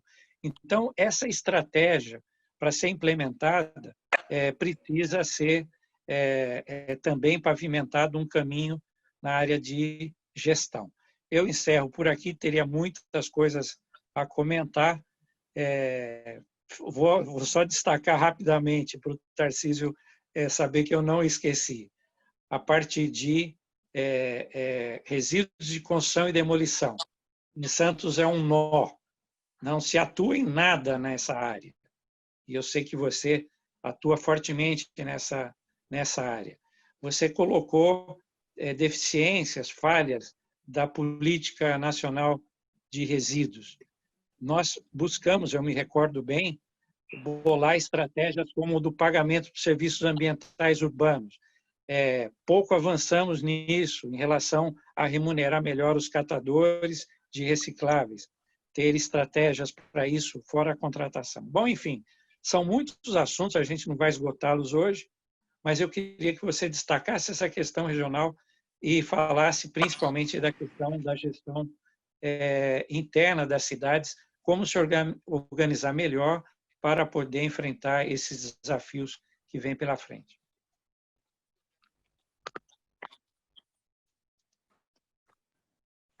Eu só queria pedir, muito obrigado, Bandini, licença, antes de devolver a palavra para o Tarcísio, de alguém me ajudar, que o Carriço está pedindo para entrar com o celular e eu não sei como eu autorizo ele. Se o Ricardinho puder fazer isso por mim. Eu já entrei, Sânia. Já entrei. Já entrou? Oh, desculpa. Desculpa. Então, devolvendo a palavra agora para o Tarcísio responder as questões colocadas. Depois, se a gente conseguir, ainda a gente abre para mais perguntas, tá? Tarcísio. Tá. Vamos ver, tentar ser rápido, mas escolhendo o que falar para que a fala seja útil ao cenário de vocês. Eu fiz a referência ao trabalho no Ceará por conta de que lá o governo do estado aceitou que o caminho para a superação das enormes fragilidades das gestões municipais, então municípios que 70% estão abaixo não, mais de 80% estão abaixo dos 30 mil habitantes. Um dos caminhos, e um caminho mais efetivo, é o da gestão regionalizada, gestão associada à constituição dos consórcios. Por isso, avançamos muito rapidamente nisso. Óbices políticos de algum prefeito ou outro para se associar com um grupo adversário do município vizinho, pouquíssimos casos aconteceram isso. Nós aprovamos, de 184 municípios, aprovamos o consorciamento em 140, vai arredondando, 140. Nos 140, apenas um evitou a aprovação da taxa de resíduos. Todos os outros aprovaram sem dificuldade alguma. Então, nós temos aí alguns mitos, né, nos metem medo de discutir algumas questões, incluso a da taxa, né? Não é, essa não é uma discussão necessária hoje para Santos, mas no resto do país isso rola. E é puro mito, né? Um pouco de ousadia, isso avança. Então, essa forma de atuar lá, que pode ser aplicada em várias regiões, e principalmente naquela em que os municípios são de menor porte, são uma ferramenta de excelência para suprir a carência de gestão, a incapacidade de gestão do município pequeno. E não porque ele é pobre, é pouco inteligente, simplesmente porque não tem escala para nada, não tem escala para resolver a questão da saúde, a questão dos graus de educação mais elevados, a questão do saneamento, do resíduo, do transporte regional, nada tem escala. Então, o consorciamento, e aí talvez, né, que tomara que assim fosse para as agências metropolitanas também, né, esse tipo de articulação ele consegue chegar na escala adequada e soluções mais efetivas, né? Eu tenho visto, Bandini, para te citar um pouco isso que você solicitou, eu tenho visto uma atração maior aqui pelo Estado da discussão da regionalização. Nós temos vários consórcios operando pelo Estado no tema resíduos, e alguns que são mera coleção de municípios isolados. Estão juntos para constar por algum motivo, em algum momento, para algum tipo de contratação, algum tipo de financiamento, valia a pena estar associado, mas, de fato, é uma somatória de políticas individuais e das mesmas fragilidades, dos mesmos não resultados, sabe? Mas tenho visto em algumas situações, por conta de algumas experiências de êxito, tem um consórcio ali na região de Campinas, Consab, saneamento básico, com o nome, tá? Começou a mexer com resíduo da construção civil, hoje já cuida da iluminação pública em todos os municípios, tem equipamento móvel atendendo os vários municípios em rodízio, uma série de práticas ali que parece que estão chamando a atenção e não estamos vendo alguns consórcios se moverem em prol de práticas mais efetivas. Aí isso para a gente aqui tem sido de muita importância, sabe? Fazer a discussão de tudo que precisa ser discutido, mas sempre chegar o mais rapidamente possível em propostas efetivas, que as pessoas se reconheçam nessas propostas e percebam um caminho, percebam um espaço de atuação e percebam como embarcar na proposta de uma gestão. Sabe? Isso para nós tem um valor tão forte quanto estar fazendo bem a discussão dos grandes conceitos. Né? Nós precisamos chegar, nós temos a necessidade de construir essas propostas efetivas para atuar na ponta. Né? Agora, só para fechar, uma questão que pode vir a constar na mesa de vocês em algum momento é uma questão que está tomando força pelo mundo aí e começam a aparecer alguns movimentos aqui pelo país. Na fala de especialistas de renome, a tal da mineração de aterros. A Espanha fez isso num processo, quando a Espanha organizou toda a sua economia para o turismo, né, ela teve que dar conta de um monte de lixõezinhos, né, na beira-mar, em regiões turísticas, e teve que fazer uma recuperação desses espaços para recuperar cenários naturais que trouxessem o turismo e movimentassem a economia. Né? Isso, uma coisa bancou a outra. Lógico que tem lá uma realidade da comunidade europeia, grandes recursos disponibilizados. Tá? Mas na Alemanha hoje tem essa discussão, como o novo grande passo que está por vir. Tem muita besteira que foi feita com os incineradores, já se está recuando. Muita besteira que foi feita com aterros, sem qualquer medida, né, de limite, e hoje já se está começando a colocar a possibilidade de resgatar materiais de aterros encerrados. Tá? Com o cenário de dificuldade que o Fábio descreveu, né, para Santos, né, de não pode entrar novo aterro, tem novos aterros, tem todo esse cenário negativo para a incineração, um cenário lá adiante de recuperação do espaço usado pela Terracom para reutilizá-lo como um aterro mais racional, de pequena fração de rejeitos, isso pode estar colocado numa política, com seriedade. Né? Duas falazinhas complementares.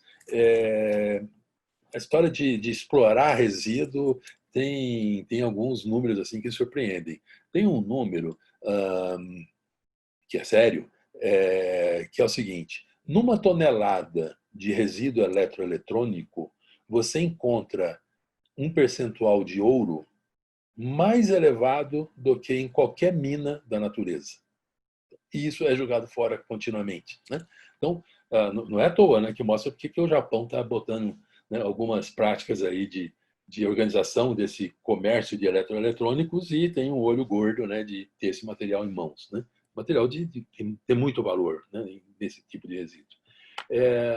Um outro dadozinho que eu queria colocar para vocês, até para ajudá-los nessa discussão da incineração, eu passei para o Bandini, para a Sânia, aquele documento que foi feito pelo Instituto Via Pública em 2012, a pedido do Ministério do Meio Ambiente, e a ministra da época não tirou esse estudo da gaveta nem a pau. E esse estudo foi feito, né, sob essa encomenda, comparou a rota da incineração num cenário de região metropolitana de São Paulo com a rota de tratamento mecânico-biológico, resgate de todo o seco possível, tratamento do orgânico e biogás. E tirar energia, sim, mas via biogás. Né? E, no final do processo, ter composto orgânico do mesmo jeito. Né? É um processo de digestão do orgânico anaeróbio, puxando gás, complementado por um processo aeróbio que geraria composto. Essa comparação gerou alguns números que são bastante interessantes, estão naquele documento enviado. Um primeiro número, as emissões no processo de incineração contra o processo de aprimoração do resgate de valores dentro do resíduo urbano, o comparativo entre potencial de emissões entre um e outro desculpe, de redução de emissões entre um e outro era de 5 vezes. O TMB, com resgate dos secos e tratamento do orgânico, aportando um resultado em redução de geração de gás de efeito estufa na ordem de 5 vezes em relação à incineração. A incineração sempre naquele olhar, se ela não tem uma escala próxima da 1.000 toneladas dia, dificilmente ela consegue parar em pé, né? Era o caso que a gente chegou a essa conclusão, né? No cenário analisado por São Paulo, não parava em pé, né? Um outro comparativo que foi feito a partir de estudos da EPE, Empresa de Pesquisa Energética, relativo ao balanço energético, né? Então, como disse o Fábio, né? O que se vende para a população é que vamos gerar energia, isso é bom para todo mundo, né? Vai gerar energia que vai sair em 2 par de fiozinho que está na mão da empreiteira, que vai fazer um grande negócio com essa história, né? É uma apropriação individual, mais um pouco de concentração, né, de rendas e resultados econômicos nesse país, e comparando o resultado em termos de balanço energético, né? Então, é mais do que energia que sai na ponta, é o poupar energia de processos em geral. Comparando o processo da incineração contra o processo da valorização dos resíduos todos que estariam sendo incinerados, a relação é de 1 para 2,5, 2,5 vezes mais em TMB do que na incineração. No final do processo, a gente concluiu nesse documento que, se não houvesse o pagamento de taxa de portão, na época, Fábio, 3 vezes mais, se não me engano, tá? 80 contra 240, era isso. 3 vezes mais o poder público pagando para entrar com resíduo dentro da instalação incineradora. Ou esse incinerador ir disputar o mercado de leilão de energia, vendendo energia ao dobro do que o mercado paga, se não houvesse uma dessas 2 condições, ou uma terceira, que era o financiamento da instalação ser a fundo perdido, dinheiro público da mãe pública, se não houvesse uma dessas 3 situações, a instalação não parava em pé. Eu não acho que isso aí tenha mudado, né? Então, grandes acordos devem estar sendo feitos para, de algum jeito, suprir a inviabilidade do negócio. O negócio em si, ele dava uma taxa de retorno negativa em 8%, a incineração, enquanto que o TMB, sem contar o valor das embalagens, que é muito significativo, sem contar esse valor, dava uma taxa de retorno 12% positiva, melhor do que qualquer negócio da época que estivesse sendo feito na época, sem contar o valor da embalagem, né? Deve ser muito maior do que isso. Então, são dados assim que ajudam bastante, né, na discussão séria dessa iniciativa. É isso. Pois é, né? Quer dizer, com esses números fica difícil entender, inclusive os motivos, né, de querer esse tipo de usina aqui. Bom, vamos lembrar, Sânia, eu acho que São Bernardo abandonou a usina contratada, porque os números não fechavam. Então, temos uma realidade muito recente e aqui do lado. São Bernardo abandonou, era uma usina portuguesa, Portugal é craque na questão de incineração, e São Bernardo acabou de abandonar a construção da usina porque os números não fecham. Ia custar 3 vezes mais o que ele pagava. que louco, né? Quer dizer, é uma coisa maluca. Bom, gente, eu queria ver que estamos quase 8 horas e eu queria ver aí se tem mais alguém querendo falar.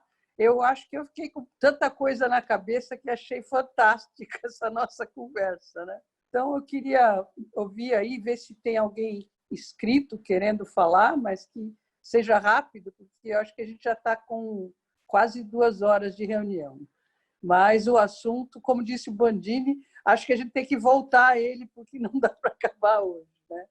Mas estou abrindo aí para alguém se inscrever, se tiver alguém interessado em falar.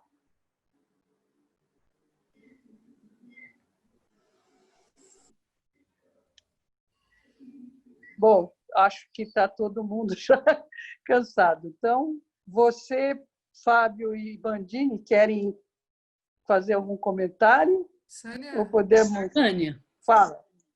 eu queria fazer uma pergunta para...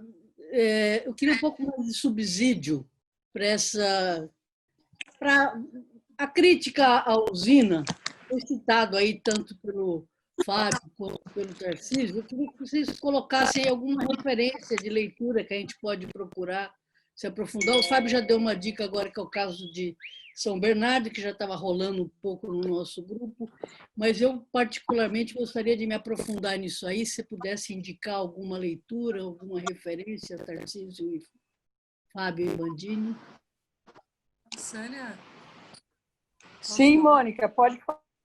Então, dentro dessa Pode linha falar, da vamos. Cassandra, eu queria saber se, independente da tecnologia adotada pelas usinas de incineração, todas essas tecnologias estão sendo sucateadas e condenadas pelo que vocês estão falando nos países de primeiro mundo, porque na audiência pública eles sempre colocaram essa questão de que a tecnologia é a melhor, que não é semelhante ao que tinha anteriormente. Então, acho que seria legal também expor isso, né? Eles usam como exemplo a usina de Barueri, que não chegou nem a funcionar, né? Então, a gente precisa ter mais referência das diferentes tecnologias para ver se realmente desconstruir esse discurso, né? De que a tecnologia é a mais sofisticada, porque pelo que vocês colocaram, isso não é dessa forma que se dá, né?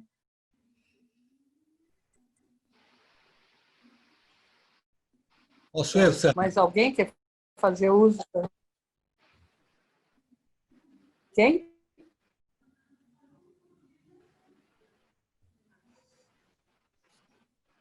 Oi? Tem mais alguém querendo fazer a palavra? Senão a gente devolve para os três.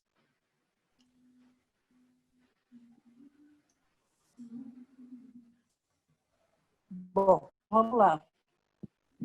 Bandini e Fábio.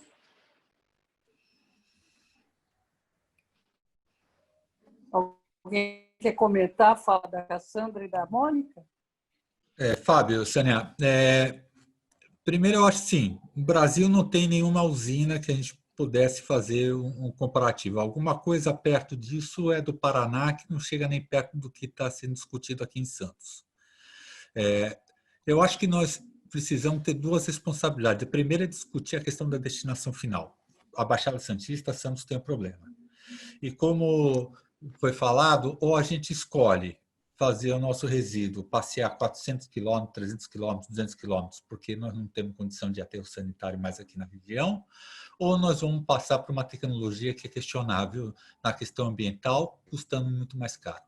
E muito embora o transporte custe caro, como o Tarcísio demonstrou, ainda sim, fazer o resíduo passear é muito mais barato para a sociedade do que pagar 40, 45 dólares de custo, não de preço da incineração. Nós não temos no Brasil. Há um projeto gigantesco da Sabesp de entrar. O novo marco regulatório do saneamento vai fazer a Sabesp ativamente no estado de São Paulo a buscar o incinerador como vendendo principalmente para cidades em consórcio. A própria lei nova do saneamento, né, preciso abriu uma possibilidade de você cobrar o resíduo por tarifa, não mais por taxa, que é mais tranquilo para o governante, né, no ponto de vista que não precisa passar pela Câmara, basta prever no contrato a tarifa, como ônibus, né?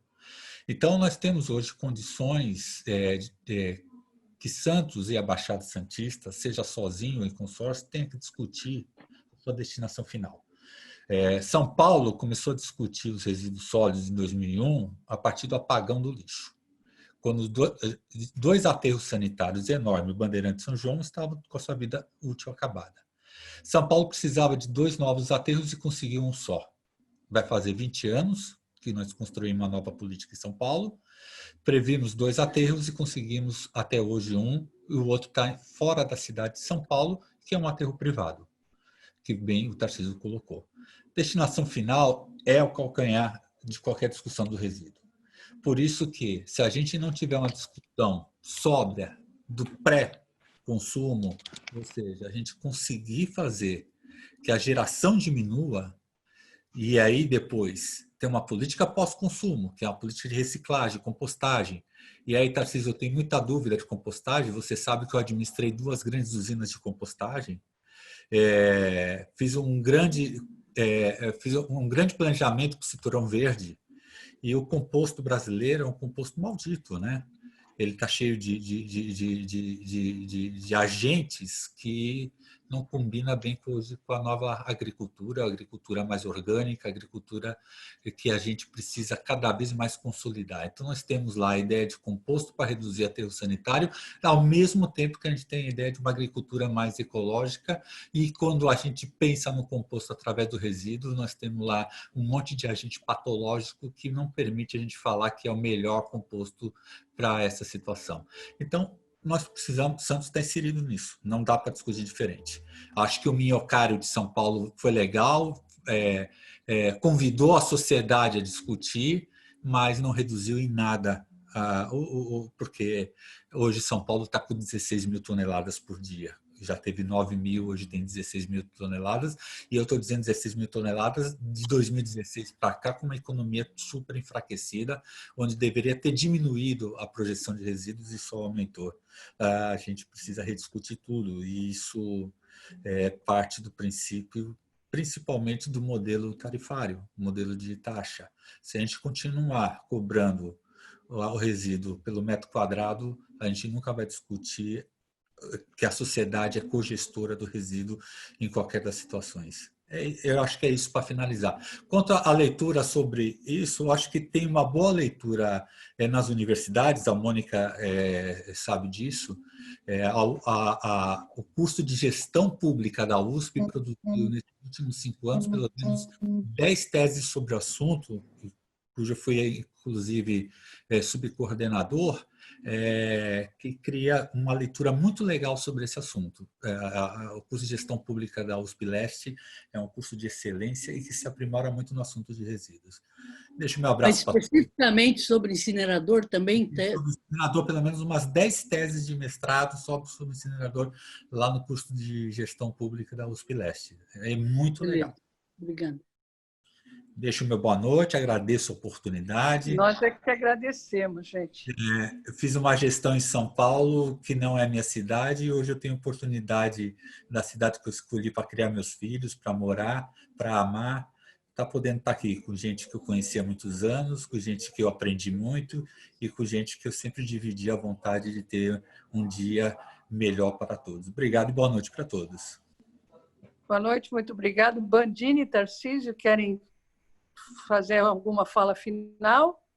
Só queria rapidamente colocar que o Tarcísio já nos encaminhou 2 estudos, Cassandra. Um é o estudo de alternativas de tratamento de resíduos sólidos urbanos, ele disponibilizou, já está com a Sânia, inclusive, e o outro, que ele citou também, feito para o município de Campo Grande, é isso, Tarcísio? Na década de 2000? Sim, 2008. 2008, né, Tarcísio? 2008. Esse outro, feito pela EPE, é um trabalho, Cassandra e todos os demais, que já demonstra claramente que essa conta não fecha em relação à produção de energia. Aquela época se conserva muito mais energia com essas estratégias de gerenciamento e gestão do que com incineração. Então, isso já é conhecido no mundo todo, é muito mais caro, e os números o Tarcísio já adiantou. A gente passa, o Tarcísio tem muito, e o Fábio também citou outros trabalhos, mas 2 já estão à mão, a gente já disponibiliza pela Sânia aí para todos os demais. Eu só queria aqui lembrar a todos o desafio que temos pela frente. Como funcionário público municipal, eu quero deixar bem claro o que eu expus em relação ao problema que eu vejo, em relação a qualquer estratégia que venhamos a perseguir e a implementar. está absolutamente sucateada a parte de planejamento municipal na área do saneamento. E na área de resíduos, particularmente, as informações inexistem, não há mais produção, não há mais análise, não há mais estudo, não se tem nada a não ser as informações dos gastos. E agora as alternativas tecnológicas como essa que foi colocada na parte final já, que é a disposição final dos resíduos. Nós precisamos resgatar isso, e isso está no plano de saneamento. Eu encerro por aqui. Muito obrigada, Bandini. Eu quero, antes de passar a palavra para o Tarcísio se despedir, eu quero agradecer a todos e dizer que eu vou colocar esses 2 documentos, assim que terminar a reunião, eu já coloco no grupo e vou pedir licença para o Tarcísio, se ele depois, se ele quiser, a gente manda um link para ele, se ele quiser entrar no nosso grupo. Eu não sei se eu consigo tempo, Sânia, meio corrida a coisa aqui. Tudo bem. Mas estou sempre como com tantos velhos amigos, né? Eu não moro na cidade, não imagino que eu vá morar, né? Por minha história, mas estou sempre disponível para ajudar vocês na campanha, né? Por postura, antes de tudo, por adesão a uma postura política, tá? Eu só queria fazer uns comentários antes de encerrar, já agradecendo a vocês pelo convite e me colocando à disposição para qualquer outra discussão que seja necessária. Eu só queria fazer 3 comentáriozinhos. O primeiro, para melhorar a informação que o Fábio colocou, na questão, em relação a composto gerado em processamento de resíduos urbanos, né? Isso mudou, viu, Fábio? Hoje, nós eu relatei isso, né, da fala do pessoal da ISVA na Europa, tanto na Europa quanto em países latino-americanos, inclusive, se tem hoje um material que não tem a menor taxa de contaminação. São materiais, são resíduos que vêm de coleta seletiva. Não houve contaminação, nem antes, nem durante o processo, e ele é totalmente isento. Nós temos uma resolução agora recente do CONAMA, o reconhecimento de que orgânico saído de coleta seletiva é nobre, produto nobre, né? Não há restrições, não percamos o medo quanto a isso. Tá? A segunda questão, quanto às alternativas que se teria hoje para o município. Ou apostar num aterro que, salvo engano, né, teria uma enorme dificuldade, um novo aterro, uma enorme dificuldade de licenciamento, ponderável isso, né, pela descrição do Fábio, ou embarcar no suicídio que é um incinerador. Eu acho que tem mais opções. Tem uma terceira. Uma terceira que é a de aprofundar a recuperação fortemente, né? Usar a gestão para um discurso de forte preocupação com a questão ambiental, de efetivas mudanças e apostar forte no posicionamento das pessoas como aliadas, cada uma delas no seu espaço, na sua capacidade de ação, em construir um resultado em conjunto, né? Eu acho que, sabe, você pensar uma campanha em que você tem uma fala não ao envenenamento do ar e sim a o município ofertar espaço para que as pessoas construam uma outra realidade e comece a combater o desequilíbrio todo que o mundo está vivendo, acho que tem uma capacidade de colar muito bem, sabe? Acho que tem um caminho aí que é sincero, é honesto, é envolvente das pessoas. Acho que isso seria bastante interessante. Acho que se na campanha se cair numa rota de discussão de tecnologias, sabe? A grande discussão de tecnologias com essa sofisticação toda, vocês vão ver as salas se esvaziarem rapidamente, né? Não é essa discussão que vai levar as pessoas a agirem, a aderirem a uma agenda, né? Com certeza não é, né? É uma pauta muito mais simples, muito mais efetiva, muito mais imediata, que abre um caminho de fato para que elas possam agir, né? As pessoas estão algo decepcionadas, algo ansiosas por não ter espaço para agir. Os governos não têm oferecido isso, né? Então, eu insisto bastante nessa visão de que políticas que olham para o coletivo, para a participação no seu espaço de moradia, no bairro, no condomínio, tenham uma chance de sucesso muito significativa. Só, eu esqueci de considerar com vocês, e até para que a informação, né, que eu passei no slide seja útil, aqueles gráficos comparativos de custo de compostagem in situ, compostagem na residência, no domicílio, em qualquer lugar, é uma solução que trabalha com a seguinte hipótese: as pessoas receberem gratuitamente dispositivo de compostagem em seu condomínio, na sua casa. O governo ceder o dispositivo e ceder a assistência técnica. Então, todo esse processo de comprar dispositivos, de colocá-los à disposição de pessoas, dar assistência técnica para que o processo aconteça de forma correta e, né, cada 10 litros de resíduo orgânico na tua casa acaba virando 1 litro de um produto que você vai colocar nos vasos, o resíduo some, né? Ele simplesmente desaparece, não há problema de destinação desse material, né? Então, tudo isso está impresso naquele gráficozinho, né? Tem aí uma forma de se aproximar dos esforços individuais e comunitários para construir resultados que eu acho bastante positivo, tá? É isso, gente. Agradeço o convite e fico sempre à disposição aí para continuar a discussão.